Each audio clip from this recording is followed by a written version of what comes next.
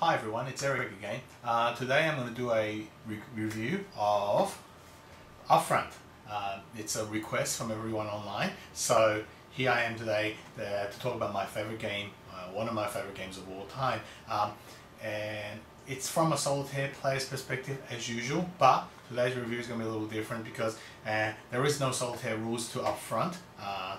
So basically I'm playing against myself. So today's review applies as much as to the multiplayer aspect of this game as the single player.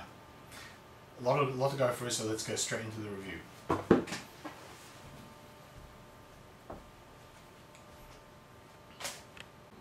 Okay, I'm going to try to explain Upfront in 15 minutes, so this is going to be dense. Now, here we have the setup of the board. This is a game in progress, just so I can get into the chase. On the near side of the table, here we have the American player. This scenario is Americans versus the Germans. Here we have, you can see, they are placed in groups. So we have 4 groups, and I started out with X amount of Americans, I think it was 12, and I could split them into 2 to 4 groups. Alright, and then the Germans started out with only 10 soldiers, and I could have split them out. I can put them in one big group, whatever I wanted, whatever my strategy wanted to be would be in that game. And one of the advantages of having split up groups is, like this group here can try to encircle this other group. So if he can move to a point back range and have this guy block them, he can go behind them and get a flanking bonus. So that's what I'm going to try to do here. And obviously splitting your group out means that each fire group has less firepower, and it means that some of your cards can't be played because you need a certain amount of firepower, compact power, to actually use that card. And I will go through that a little later. And you can see here, I have some terrains played on some of these. So here, this is a woods card, and it gives me a -2 bonus in defense when I'm being attacked, and I'll go through a combat in a moment. Here there's a wire, and here we have the hand of the Americans. The Americans have 6 card hand, and the Germans only have 5.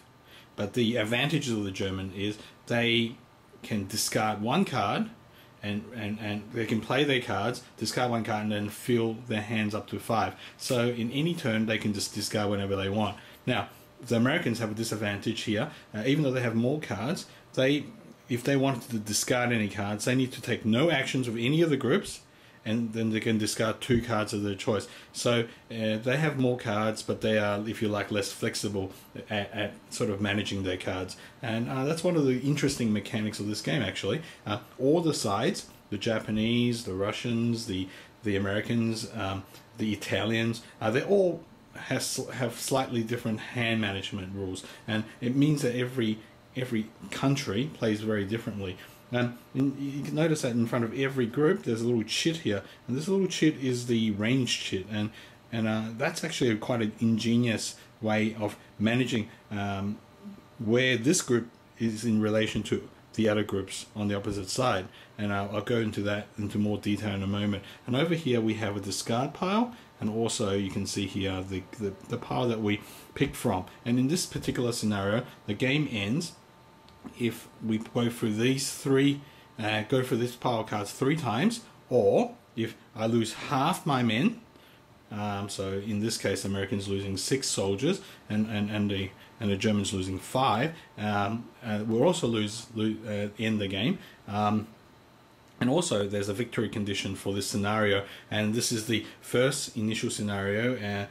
And in this scenario, if I manage to close in to the opposition, and we have a relative range of 4, meaning that we're pretty close together. The bigger number, it goes from you can play it backwards, and it means that you are moving away from the Germans, retreating from the Germans. Here, let's pretend we move closer, and what happens is if we move closer, see how this range chit is now 1. So by moving closer, you change that range chit to 2. Alright, so now this group is relatively closer to that group, and the ranges range from 0 to 5. 5 being point blank, and 0 means and it's a relative range thing, meaning that your range is dependent on how far he is. So here he is currently a -1. So you add these two numbers together. So the relative range of this group and this group is 1, right? And let's look at another situation here. Here, this group here has a range of 2, and here this group has a range of 2. So these two groups have a relative range of 4. So they're pretty close together, and that the distance also affects your firepower and how much and also for this particular scenario, it's one of the winning conditions. You have to be in a defensive position at a relative range of 4. So and you have to have 4 units unpinned, not behind wire, and also in a defensive position. So if you look here, these two soldiers are under wire, so even though he's met the relative range condition, they don't actually contribute to that 4 units that needed to win. So here we have this guy is in the woods, and he's not pinned or anything, and he's at a relative range of 4. So this man contributes to the winning conditions of this scenario, and that can change really quickly. You can pin him, and also you can put a wire in it, and change the situation really quickly. One of the interesting things you can actually do is this guy, if you notice that he's at a relative range of 4 as well, right? He's currently in wire, so he's not contributing to the winning conditions, but if he can get closer, so this 3 becomes a 4, and here 4 plus 1 is a 5, so they're point blank, and nothing happens. And at a point blank range, you can actually engage in close combat. We won't go into too much detail there, but you can do that, and it's very deadly combat. Another thing you can do is, as long as this guy has been facing an opposition here, he's blocking him. So what this guy actually can do, if he can move beyond 5, so if he was at 4, this chit's 4, and he's a 1 here, and he can move even one closer, it means that he's gone behind him, and you can actually encircle him. And so that's one way you can flank and get quite a massive bonus on your firepower. Being close, you double your firepower because you've flanked him. And so that's some the movement. And this relative range thing is the innovation in Upfront. It's one of those things that's never been quite emulated in any other game, and it's quite amazing. It's really deep, and how you manage your groups, having more groups, having less groups, having a big group. Should I play a defensive card, or should I attack? And this is one of the... Okay, following on from that last example, the other action you can do is place a terrain card. Terrain cards have to be placed on a movement card. You can't be placed directly on another terrain card. Now, remember, if this unit here, following from last example, already moved, you can't play another card here. But just for the sake of argument, we place that here, and it means that this becomes the active place these guys are in, and these are no longer relevant. So you can put that back in, those in the discard pile, and now this group gets a bonus, a defensive bonus from the wall.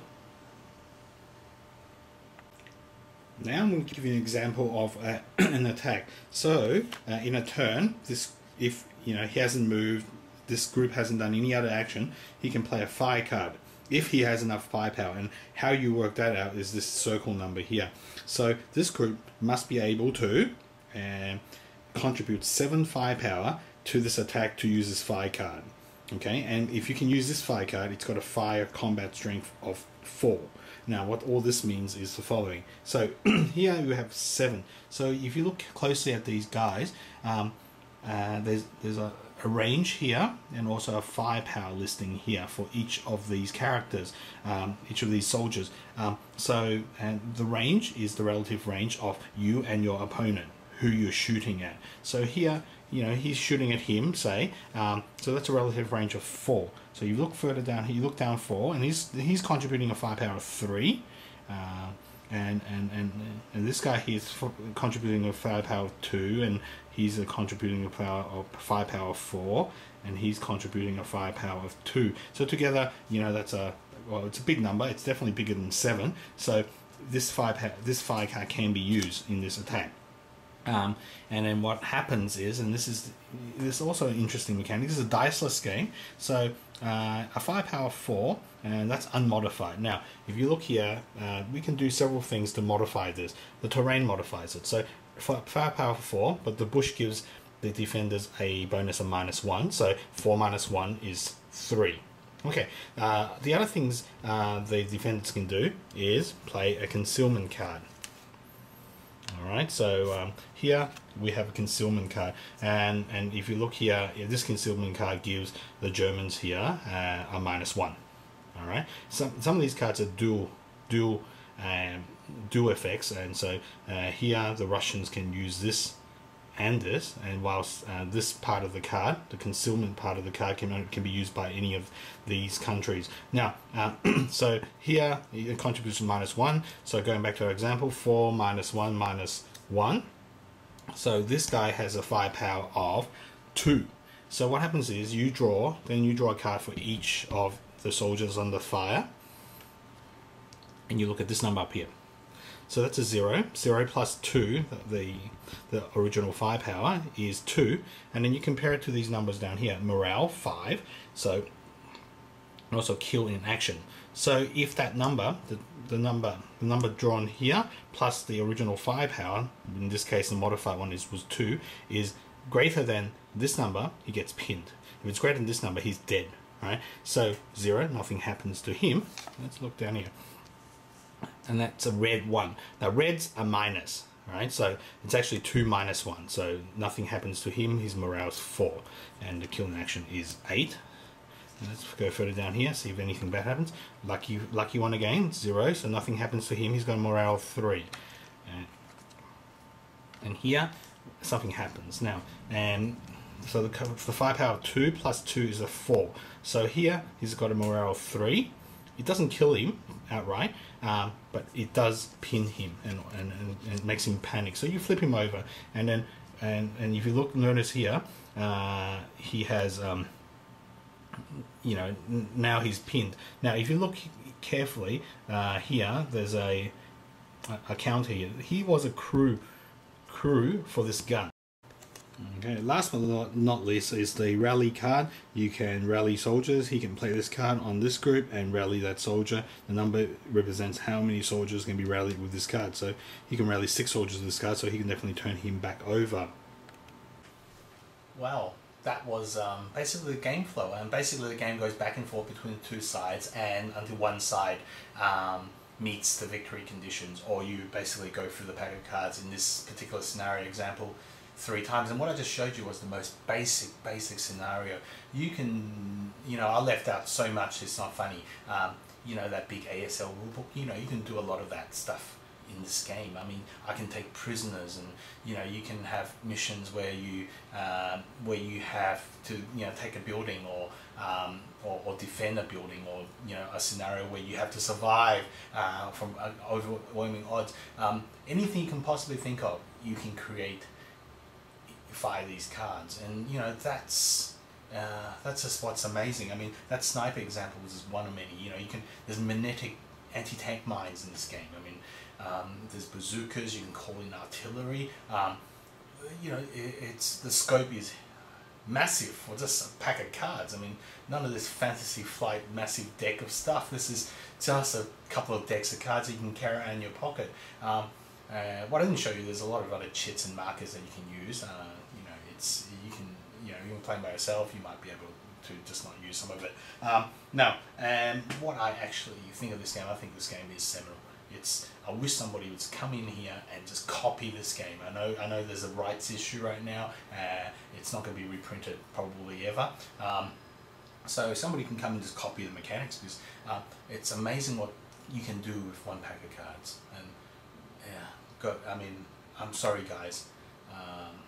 I didn't want to make this video because I knew it's going to cost a lot of people some money. So, but go out and buy this game. I mean, it's worth whatever it's worth. I mean, it's never going to be printed again. So I think it's valuable to stay anyhow. So yeah, go out and try it. Find a good friend with it. Bye.